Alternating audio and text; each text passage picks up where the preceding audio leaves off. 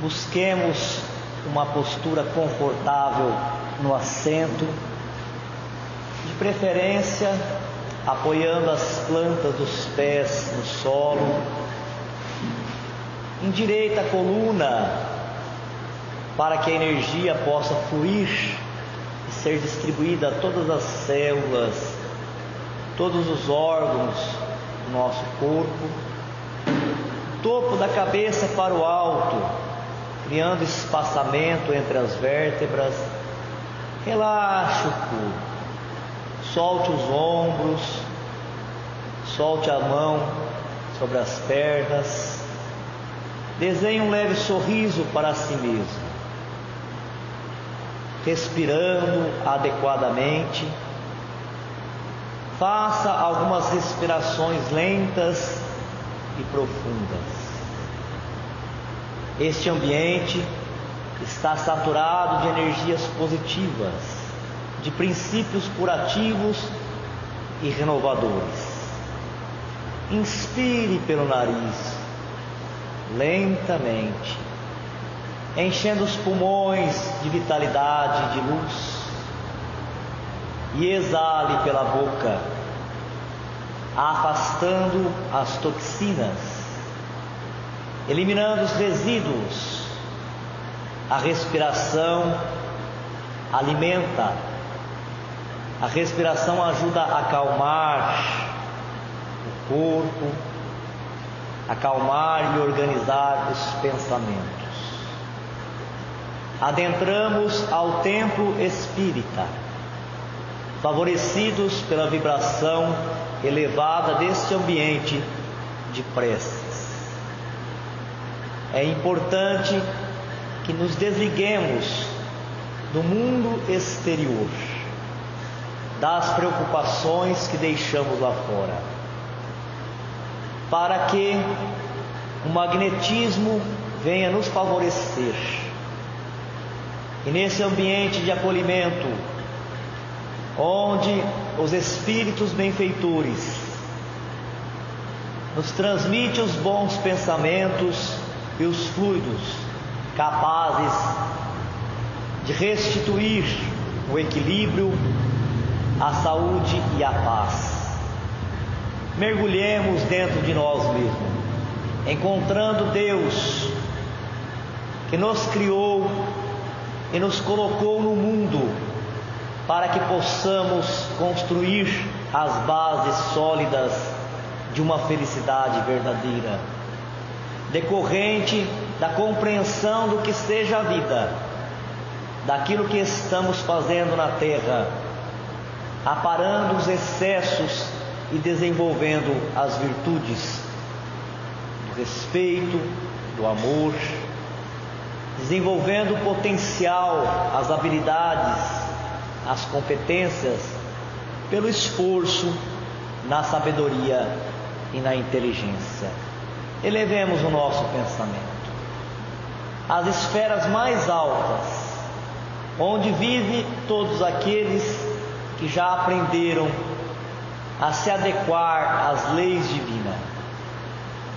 E em contato com essas forças, busquemos Jesus como modelo e guia das nossas vidas, rogando ao Senhor, ao Mestre querido, médico das almas, que possa na noite de hoje curar o nosso espírito da paralisia, curar o nosso corpo espiritual da cegueira que não nos deixa ver o sentido profundo da vida e não nos deixa ver todas as bênçãos ao qual somos contemplados e que deveremos agradecer sempre ao Senhor da vida.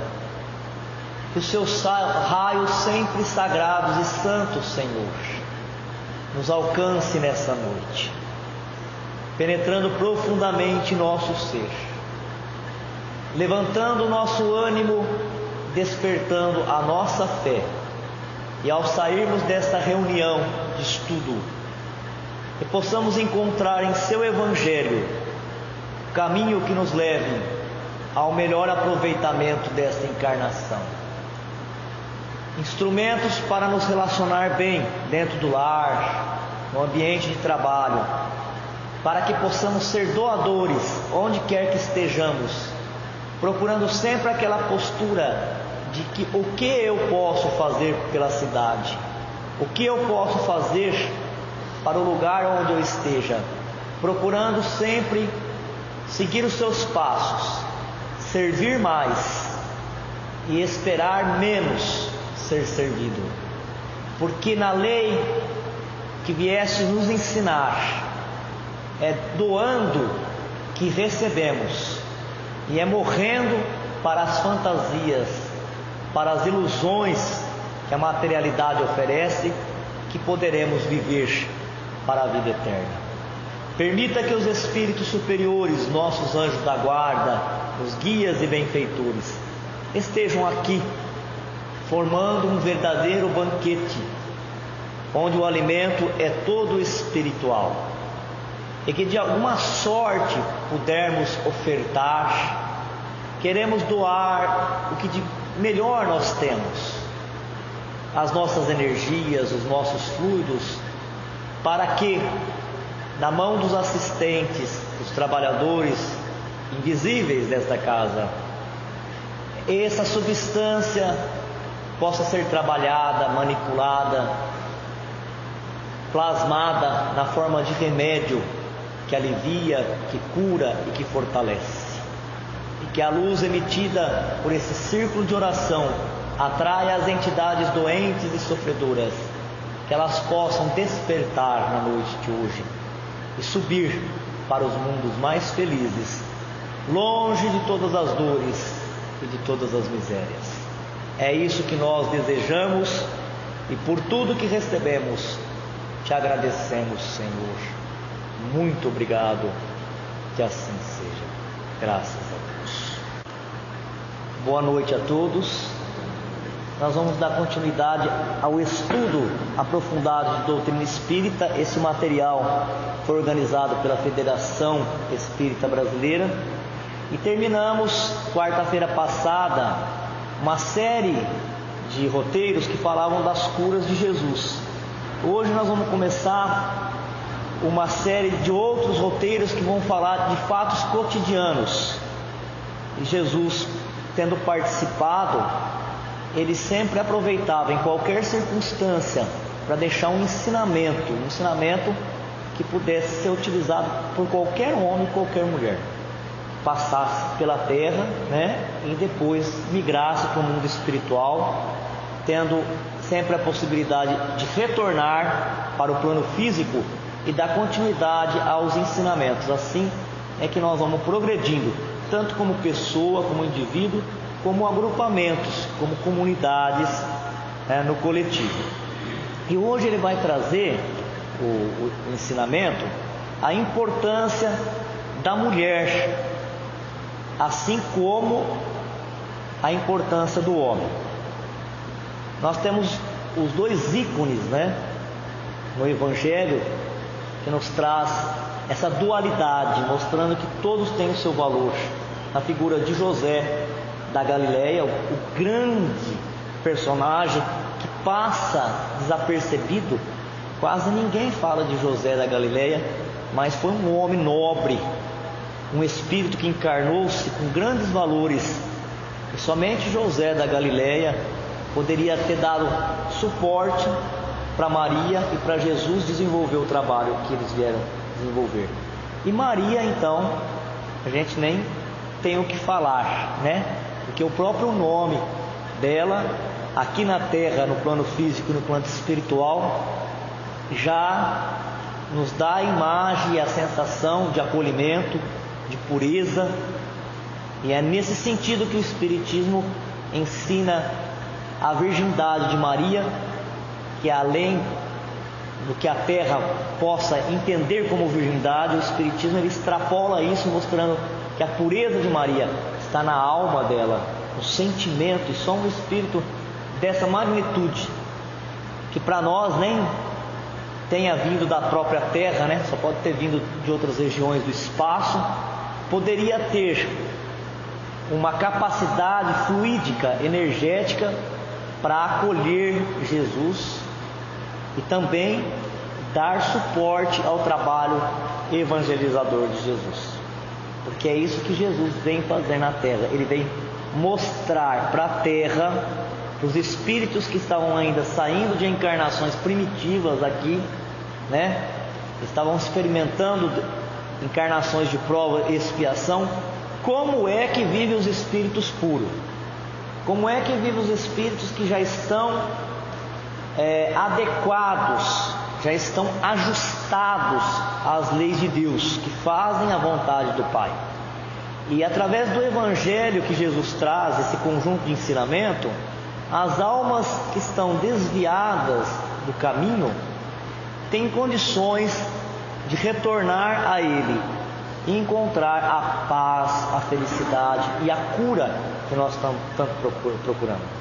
Porque se hoje a Terra é um mar, um vale de dores, né, de sofrimentos, de doenças, de conflitos e de desequilíbrio, é porque as almas que se encarnam nela e as almas, os espíritos que estão orbitando em torno de nós, na sua grande maioria, não aprendemos ainda o Evangelho e não praticamos ele, porque não há como adoecer, nem nas doenças, nas patologias da alma, né, tão conhecida hoje como depressão e as várias categorias que ela apresenta, e no corpo físico, as moléstias e as enfermidades, se a alma, o Filho de Deus, cumprisse, exercitasse, praticasse o Evangelho de Jesus.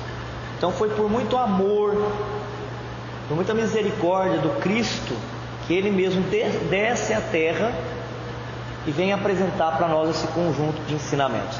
Mas hoje nós vamos descer a um plano mais simples, do dia a dia, da convivência.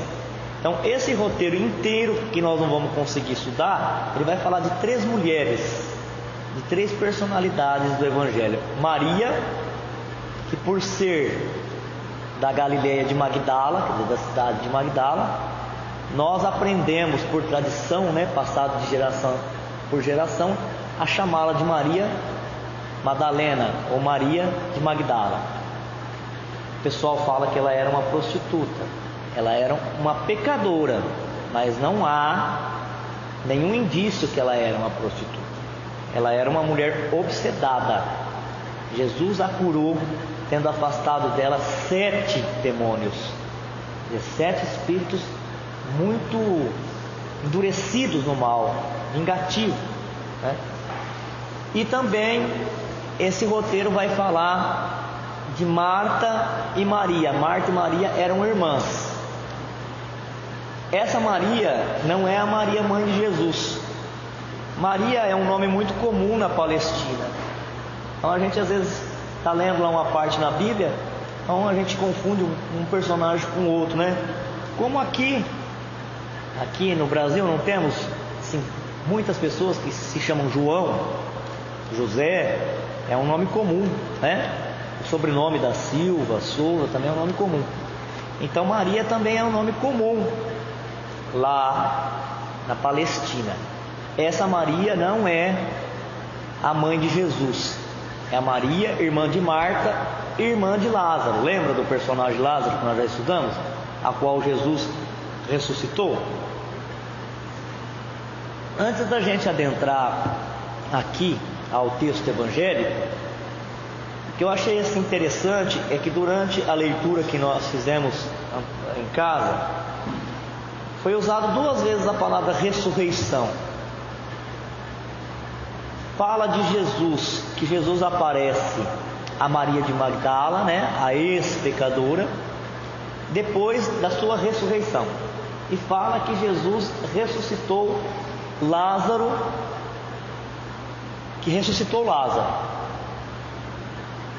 Mas a mesma palavra ressurreição, ela é usada para acontecimentos diferentes. E aí a gente vai buscar entender qual que é o verdadeiro sentido dela, né? Porque quando ele fala que Jesus ressuscitado ele aparece a Maria Madalena, ele está dizendo Jesus depois de ter passado pela morte física, depois dele ter sido crucificado, ele volta para o mundo espiritual com o corpo espiritual. É um sentido diferente de quando se emprega a palavra Jesus ressuscitou Lázaro, porque Lázaro retornou ao corpo físico. Qual que é o verdadeiro sentido da palavra ressurreição nos estudos que nós fazemos na doutrina espírita? A reencarnação não é uma outra coisa, porque é a volta do mesmo espírito num outro corpo. Então, nesse sentido, a verdadeira ressurreição, nesses dois fatos, é a de Jesus. Quando a gente pensa que nós somos originários do mundo espiritual, se nós somos almas criadas por Deus, então a nossa verdadeira pátria é espiritual. Mas como que nós nos identificamos com o corpo, né? Depois que nós nos encarnamos, a gente se aninha tanto nele, ele vira um ninho para nós. A gente abraça tanto, se apega e passa a pensar e a viver como se nós fôssemos daqui, e se nós nunca fôssemos retornar para o mundo espiritual. E isso é um perigo, porque aí a gente começa a tomar todas as decisões da nossa vida como se a gente fosse ficar eternamente aqui nesse corpo e nessa experiência, sem nos prepararmos para o retorno ao mundo espiritual e sem dar prioridade àquilo que realmente nós viemos fazer. É disso que vai falar a lição hoje. Somos espíritos imortais com uma experiência carnal. Nós não somos homens e mulheres de carne que vamos viver eternamente aqui. Então é importante a gente ter isso sempre em vista, para não perder as oportunidades que são nos dadas de colher a essência, porque é essa essência, essa modificação no nosso espírito, na forma de pensar e sentir, que nós vamos levar para onde quer que nós estejamos. Então a passagem, ela fala que Jesus, ele está caminhando e ele entra numa aldeia, e aí ele vai se hospedar por alguns momentos na casa de Maria e Marta. Eram duas irmãs. E nesse mesmo dia, Lázaro, o mesmo Lázaro que ele havia ressuscitado, estava junto ali. E aí Jesus começou a falar das coisas espirituais, a falar do reino dos céus. Maria sentou próximo de Jesus e começou a ouvir aquilo que o mestre ensinava, e bebia de cada palavra, de cada ensinamento de Jesus, como se bebe de uma fonte, de uma água pura, cristalina, sentindo a alegria daquela hora. E Marta, agitada, corria para lá. Parece nós, aqui, O pessoal quer falar com a gente no centro, quer falar dos problemas dele, quer falar das ideias dele. A gente, calma aí que eu tenho que arrumar a cadeira, eu tenho que colocar o radinho ali, depois eu vou ligar o ventilador, depois a gente fala. Não fala coisa nenhuma, fica preocupado com a parte física da casa. Liga o ventilador, desliga, tem que colocar ar-condicionado, pinta de branco, não pinta, faz o jardim, não faz o jardim, passa a graxa no portão, na porta ou não, E as pessoas querem que a gente esteja ali, pelo menos naquele momento, para olhar para os olhos dela, para saber que elas existem, para recebê-la. Mas nós muitas vezes agimos como Marta, A Marta estava achando que estava fazendo certo, porque se Jesus era um hóspede, ali na Palestina, nós já falamos várias vezes disso, para o judeu é uma questão de honra receber qualquer visitante e receber bem. Então a Marta estava lá na cozinha, Corria para a cozinha, olhava a panela, olhava uma outra coisa, arrumava uma cadeira, ajeitava a mesa. E aí ela não se aguentou e falou assim: Jesus, mestre, as duas tinham fé, as duas tinham veneração por Jesus, elas já tinham reconhecido em Jesus o Filho de Deus, o Messias, que tinha vindo para salvar a terra, salvar a humanidade. Mas ela não se aguentou, ela falou: mestre, não vai repreender Maria? Porque da hora que o Senhor chegou aqui em casa, eu estou correndo para lá e para cá, para lá e para cá com um serviço doméstico, e ela está sentada aí. E surpreendentemente, ao invés de Jesus atender o pedido de Marta e repreender Maria, ele olha para Marta, e o olhar de Jesus assim narra quem teve essa oportunidade de olhar olho por olho, a cara de Jesus. Um olhar magnético que marca para sempre, né? Todos os que tiveram esse contato com Jesus relatam, através das revelações espirituais, que aquele olhar, aquele magnetismo mudou para sempre a forma da pessoa ser, promoveu a transformação, a reforma íntima que a gente tanto ouve falar no movimento espírita, e fala: Marta, Marta, o que você está fazendo da sua vida? Certo está Maria, que está pegando para ela a boa parte. Veja bem, ao invés dele repreender Maria, ele repreendeu a Marta. Agora vamos pensar um pouco sobre isso. A Marta estava fazendo alguma coisa errada? Ela não estava fazendo nada errado. Estava cuidando da limpeza, da asepsia da casa e da alimentação, que daqui a pouquinho eles iam experimentar. E estava preocupada com isso, porque era uma questão de honra e de educação, de cultura, receber bem o visitante, o hóspede. E a mesma coisa, os palestrantes vêm nessa linha há algum tempo, fazendo palestra na segunda-feira, né? Parece que eles combinam entre eles, falando: o Espiritismo, ele não rejeita, não resiste e não ataca a riqueza física.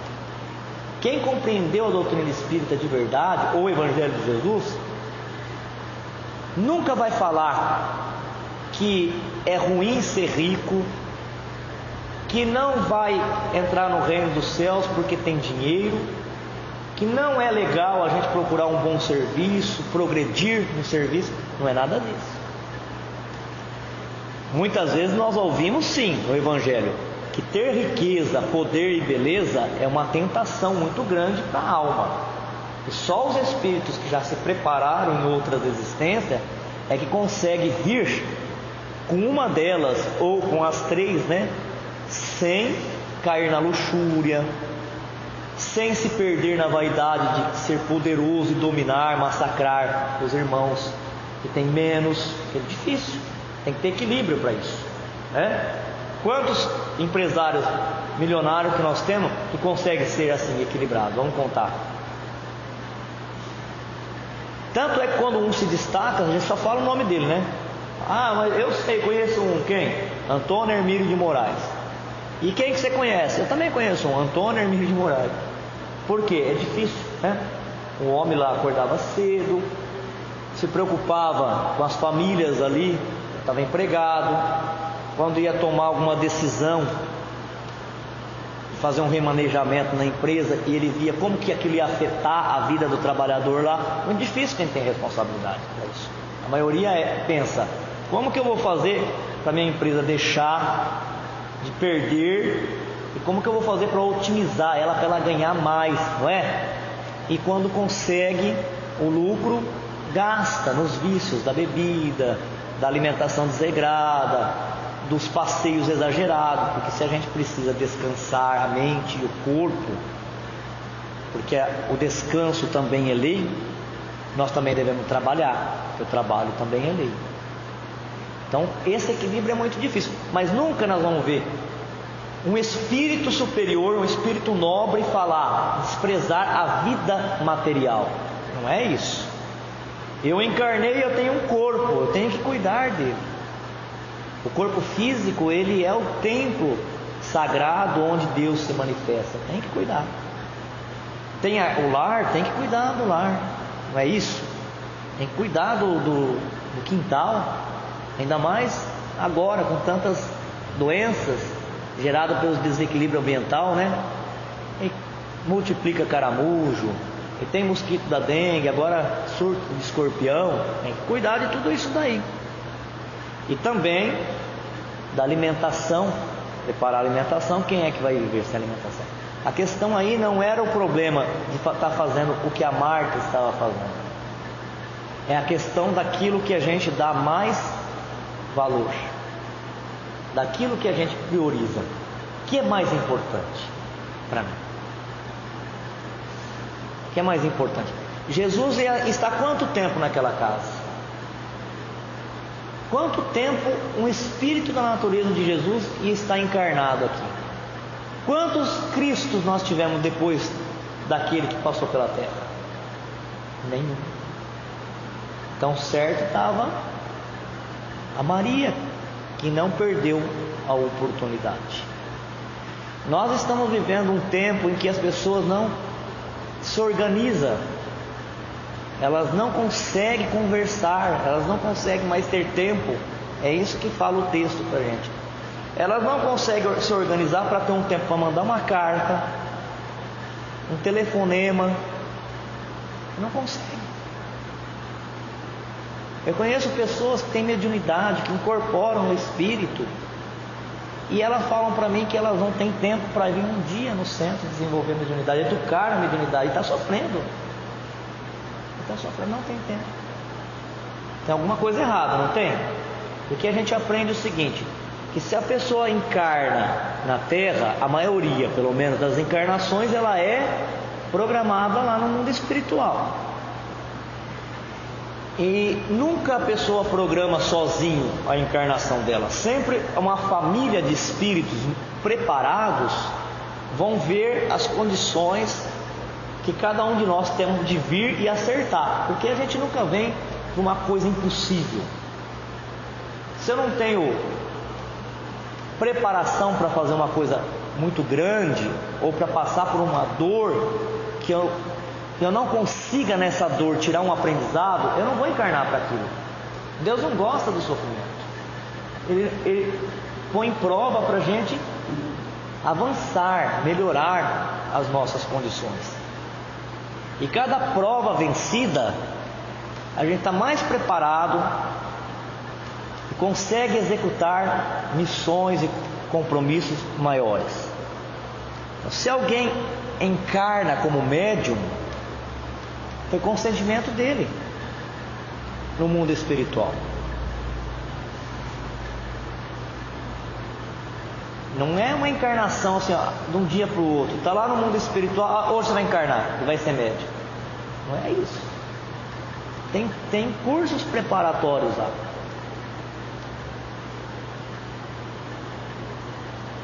A alma, o espírito, ele é treinado. Ele fica anos e anos sendo treinado no seu psiquismo para vir e não falhar. Muitos falham, erram, mas é preparado para isso. Agora, vem com a mediunidade porque teve uma preparação, um consentimento do espírito, encarna-se e não acha tempo, um dia por semana, uma hora e meia, para educar a mediunidade. Onde que está o problema? Na gente mesmo. Estamos desviados do que nós mesmos organizamos para nós lá. A gente sabia quanto de posses que nós íamos ter, que trabalho que nós íamos realizar profissional, o quanto de salário de vencimento nós íamos conseguir para organizar o lar, com quem que nós íamos ter um projeto de vida, casar, quantos filhos, quantos espíritos ia trazer para a encarnação. Isso é programado. Ora, se a pessoa não está achando, é porque ela mais uma vez caiu na armadilha da materialidade. dos bens materiais. Era isso que Jesus estava falando. Não tem nada de errado ter uma casa boa, com conforto, nada de errado. Ter um carro, ter celular, nada de errado. O problema é o sentimento que eu emprego no objeto. Porque se eu achar que eu sou feliz porque eu tenho um objeto, eu vou ficar triste já. Porque vão me roubar o celular, cair no vaso sanitário. É passageiro. E as pessoas, então, nós estávamos falando do poder da beleza, que se identifica com a beleza. Ela olha no espelho e ela é feliz porque ela é bela. Daqui a pouquinho, o que vai acontecendo conosco? É da natureza, mas o espírito não. O espírito, se eu souber aproveitar cada fase da minha vida, cada etapa, cada prova, a gente não vê agora com os olhos físicos, mas ele se agiganta, ele se ilumina, ele amplia a sua luz. E quando ele volta para lá, ele volta maior, já preparando uma encarnação muito melhor, um corpo muito melhor, mais saudável, mais equilibrado. Era isso que Jesus estava falando para Marta, vamos agora, para encerrar, só ler o que está no Evangelho, o texto. E aconteceu que, indo eles de caminho, entrou numa aldeia, e certa mulher por nome Marta o recebeu em sua casa. E tinha esta uma irmã chamada Maria, a qual, assentando-se também aos pés de Jesus, ouvia sua palavra. Marta, porém, andava distraída em muitos serviços, e aproximando-se disse: Senhor, não te importas que minha irmã me deixe servir só? Dize-lhe, pois, que me ajude. E respondendo, Jesus disse-lhe: Marta, Marta, estás ansiosa e afatigada. Isso aqui nunca foi tão atual, Todo mundo que a gente encontra, uma raríssima exceção, está ansioso e está fatigado. Ansiedade é preocupação com o futuro, O que eu tenho que fazer depois. E fatigado é cansado, porque está sempre com a mente acelerada, com muitas coisas, mas uma só é necessária. Se você falar para uma criança, para um jovem, uma só é necessária, qual que é necessária? Ele vai falar que é o celular. Uma só é necessária. E Maria escolheu a boa parte, a qual não lhes será tirada. Então aqui começamos hoje e vamos prosseguir falando das mulheres, das personalidades mulheres do Evangelho, a qual Jesus fez questão de levantar e ressaltar. Porque a questão é a seguinte: antes de 583 antes de Cristo, da vinda de Cristo, o povo judeu, o povo israelita, eles colocavam a mulher em pé de igualdade com os homens. Então vamos pensar assim, antes de 583 antes da vinda do Cristo. Se hoje nós estamos em 2018, seria mais de 2.600 anos atrás. As mulheres eram sacerdotes, profetizas, elas estudavam as escrituras, elas ensinavam as escrituras. Aí o povo judeu foi feito escravo da Babilônia, foi levado para a Babilônia e sofreram por demais lá. Era um outro povo. E durante a escravidão, o sacerdote desse povo judeu, eles começaram a combinar entre eles: o dia que nós sairmos daqui, nós vamos formar uma outra sociedade, uma sociedade mais forte, uma tradição que vai passar de pai para filho, para a gente não cair mais na escravidão. Então eles vieram profundamente modificados da escravidão, do período que eles ficaram escravos. E aí eles colocaram o homem como posição maior, e a mulher foi renegada. Daí é a origem da sociedade patriarcal. Então só o homem, a partir daquele momento, podia ler as Escrituras, participar das reuniões na sinagoga, ensinar. E como eles suspenderam o sacrifício de animais, então a mulher, no período de menstruação, no período de parto, ela ficava afastada das reuniões espirituais. Então a mulher, ela foi sendo diminuída. Não é que isso vem de Deus, não, né? A mulher ser diminuída, ou ela ser colocada como um objeto do homem, nunca ela veio das Escrituras antigas. Desde a primeira palavra das Escrituras antigas, a mulher é tratada como um espírito igual ao homem, filha do mesmo Deus, que deve ser tratada com o mesmo respeito, com o mesmo direito na fé, de participar de tudo na fé que o homem participa. Isso foi uma mudança nos costumes e na cultura. Então Jesus também veio para mudar isso. Tanto é que ele deu atenção à mulher. Aqui, ó, né, a duas donas de casa. Ele sentou o grande mestre, o mestre dos mestres, né? O espírito mais puro que teve na terra. Ele sentou para dar atenção a duas domésticas, duas donas de casa. Mais para frente vai falar da atenção que ele deu a Maria, tida como uma mulher pecadora, Maria de Madalena, né? Que era tratada com muito escárnio e com muito preconceito, muita discriminação. Foi para ela que ele apareceu pela primeira vez depois da crucificação. Deu atenção à mulher samaritana, quando nenhum homem podia conversar com uma mulher em via pública, na rua. Ele sentou no poço ao meio-dia, que era um horário que todos os homens iam buscar água, e conversou com carinho, com atenção, a mulher samaritana no poço. Então isso também causou escândalo àqueles homens daquele tempo. Jesus falar do que ele falou, de amor, de perdão, e também foi um outro motivo de estranhamento ele dar o mesmo valor, o mesmo respeito às mulheres que ele dava para o homem.